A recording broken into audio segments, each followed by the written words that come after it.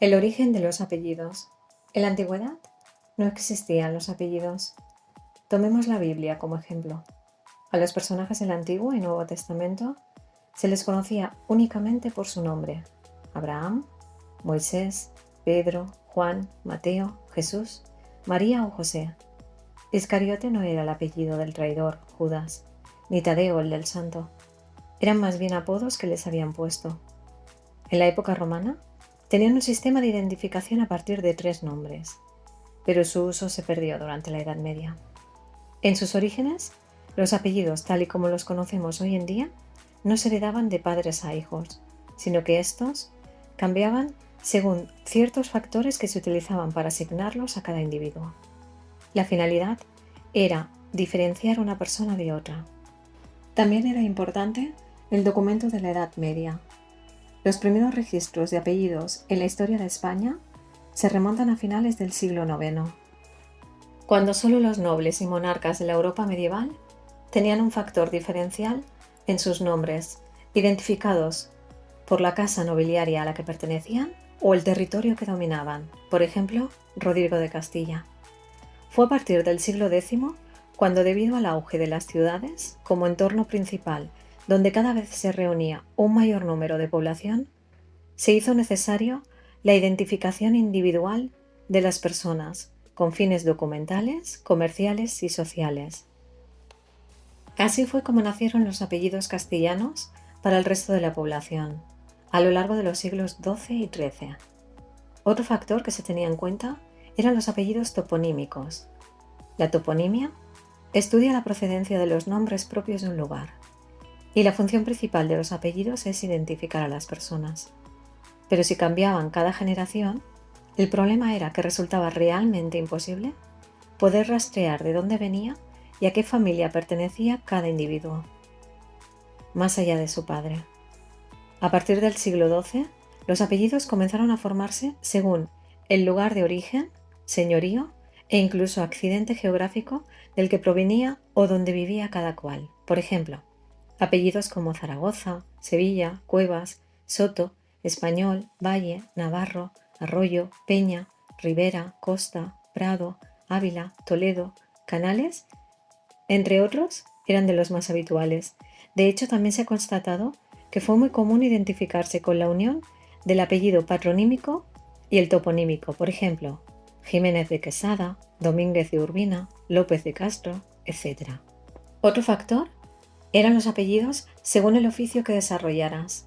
En la Edad Media no existía una idea de uno mismo tan individual como la que tenemos hoy en la actualidad. La identidad era un asunto más colectivo, y uno era en relación al grupo social, estamento o gremio al que perteneciera.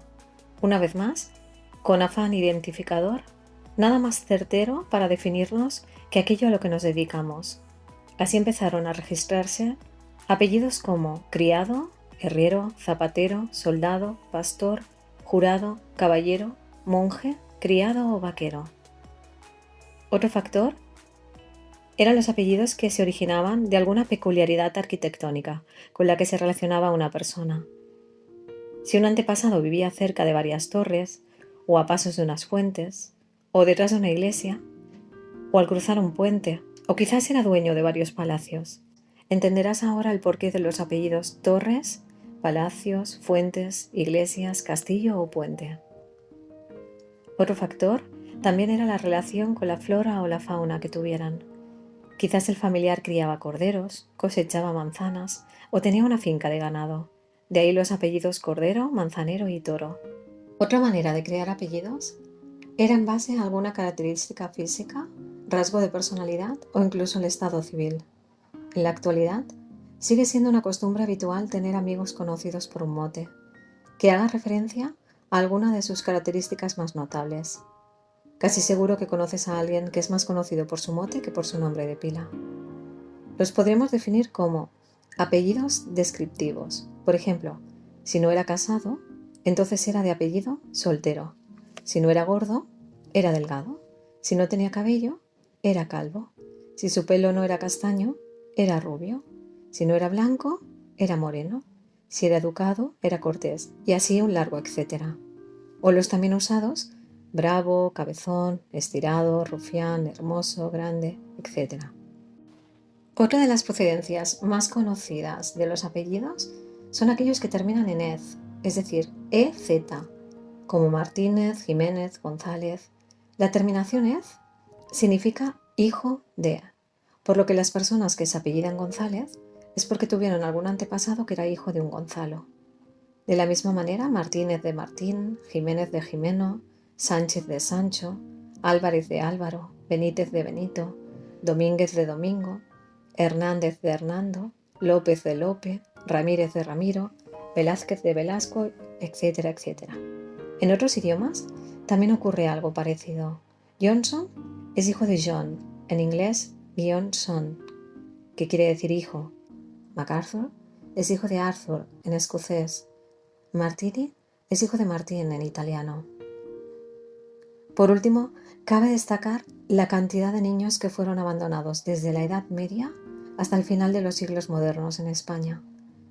Estas personas volvían a tener serios problemas para ser identificados, por lo que muchos de ellos recibieron apellidos en relación a la iglesia, hospital o casa de acogidas que se encargó de criarlos. Apellidos tales como Iglesias, San Martín, etc. O directamente hacía referencia a su condición de abandonados. Expósito es un apellido que viene de expuesto, tal y como se decía de los infantes abandonados en la calle. Un problema que requirió de soluciones por parte de instituciones civiles y eclesiásticas. Todas estas formas de identificar a las personas no se consolidaron como apellidos heredados generación tras generación hasta el siglo XVIII, y ya en el siglo XIX la promulgación de la ley del registro civil le dio cuerpo legal.